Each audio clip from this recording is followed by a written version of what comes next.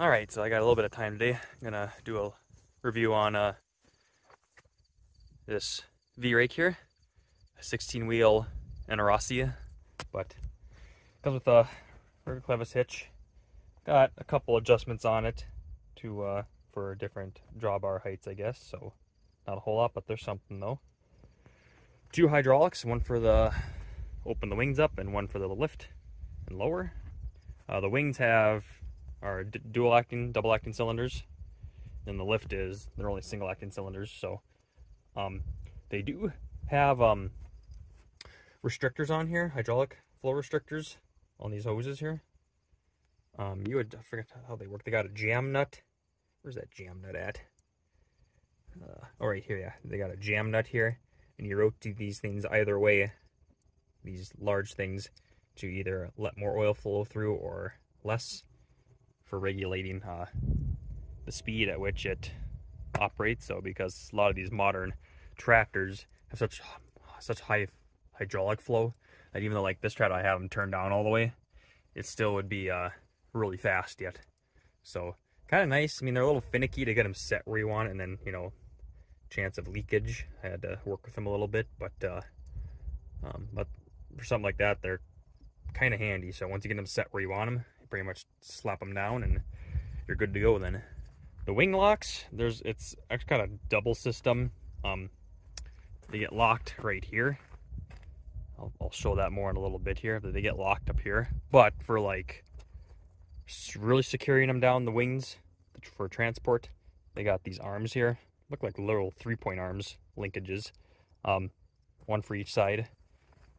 You hook them here and here to secure them. Really good if you're going to be transporting a long ways, especially if you don't have the hydraulics hooked up. But just for going from field to field, like you've been doing, I haven't used these at all. You know, going from field to field, I just use these locks here. This one's got pressure on it now, but I had to modify this sucker. Yeah, you can see well, the way I have it set up right now, but you pull these locks open, and yeah. But the way they had it before, they had a rope like this tied onto it, strung through here and here, and actually you can have the rope all the way in the tractor, so you can pull it from the tractor, you know, to manually unlock it without having to get off the tractor. But I was having so much trouble with it because of the angle of the ropes and everything.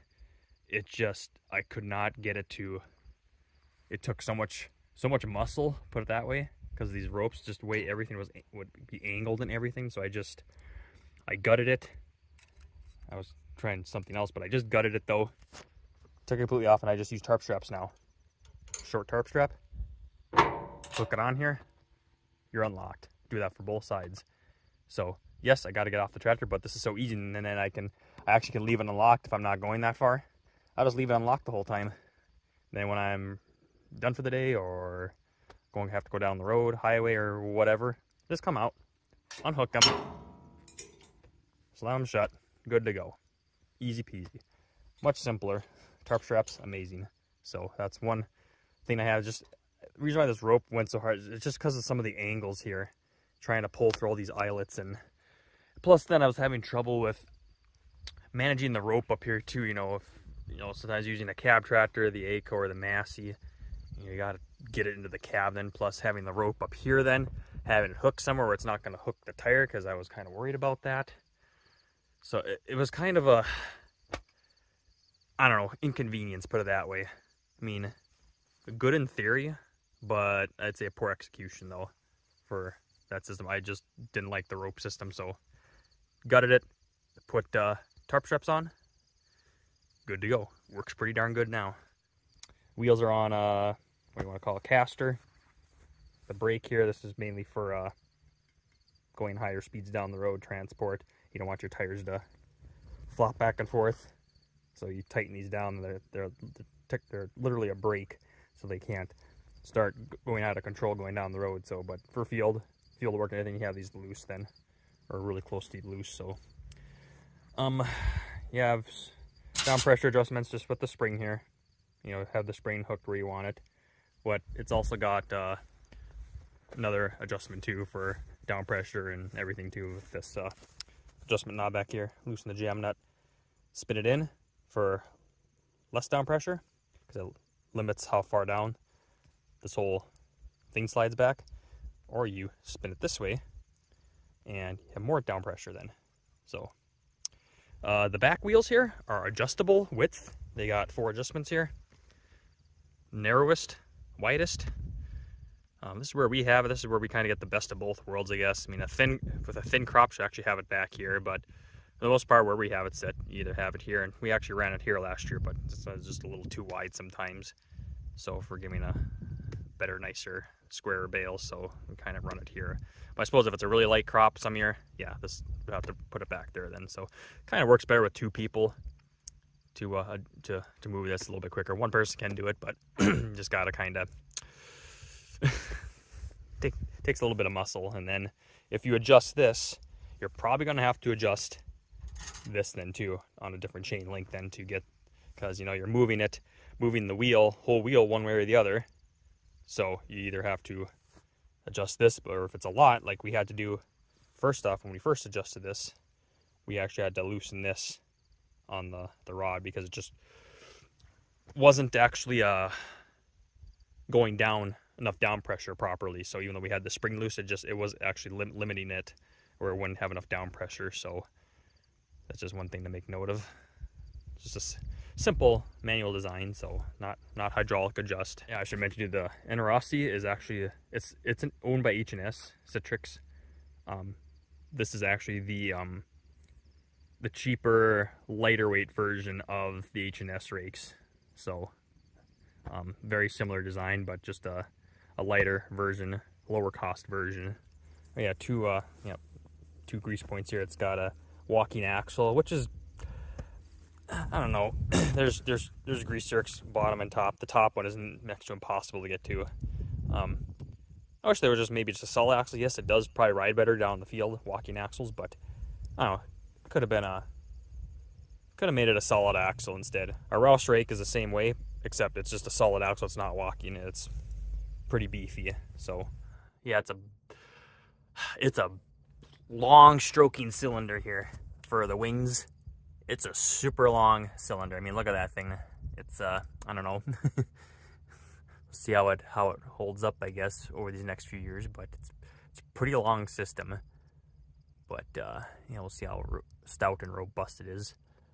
Pretty much everything was set from the factory. They have all these adjustments here, I guess. Everything was pretty much set from the factory. I did have to adjust these brackets here for the wing locks here.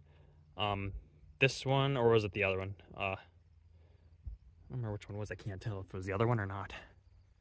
I don't remember. It might have been this one. I had to adjust this. I had to loosen these bolts to adjust it forward more, so the lock would actually get in here more, stick through more. That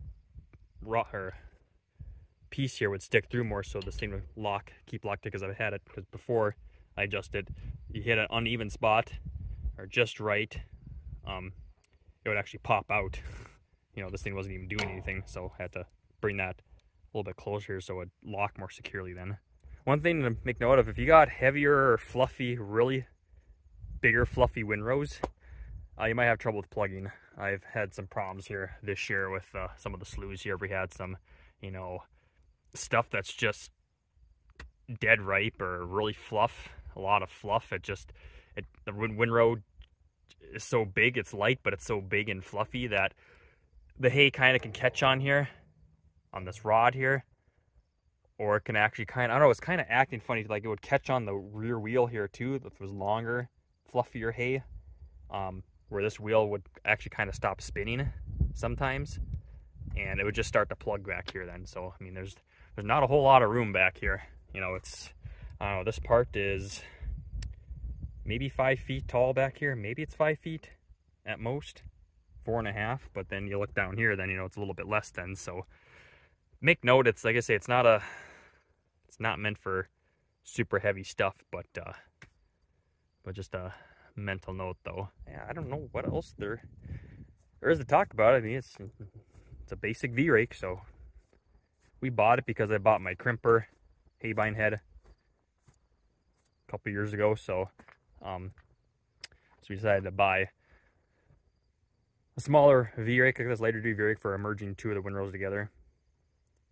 since we don't want to use our rouse rake for that, for not using its full capacity. So we didn't want to start wearing down those teeth more than we should. We'd rather wear down teeth on a cheaper rake instead.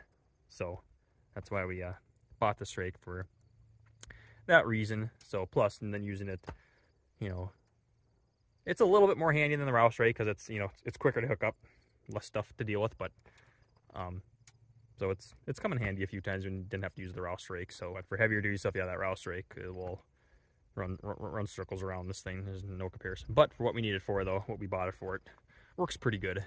So merging two windrows together, I guess we could have bought a bigger V-Rake, bigger rouse rake, you know, take merge three windrows together. But yeah, it's just some years it might be way too much then. So these things are an option.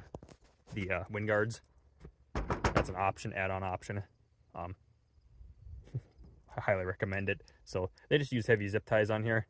It's kind of, like I say, it's pretty cheap. The rouse rakes, they use actually like a metal bracket with a bolt, so it's a lot heavier duty. But yeah, for heavy wind guards though, they're almost a must for us around here. Wind guards are super beneficial. They do come with lift locks here, hydraulic locks. Pretty straightforward.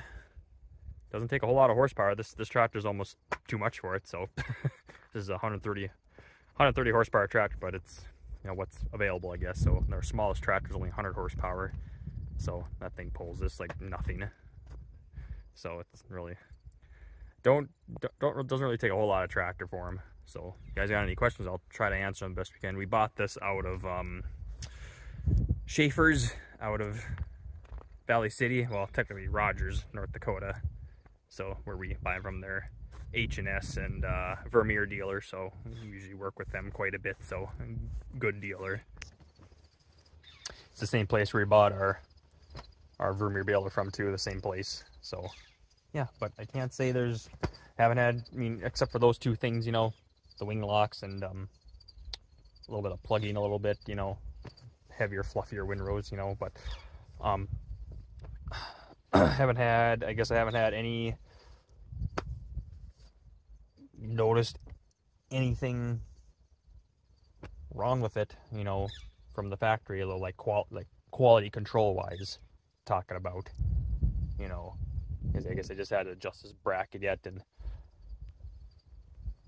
you know, like, it seems to be all right, just like with my 9mm rake too that I bought too. It's the quality control was decent this time around. So if there's any problems, you'll be the first to know.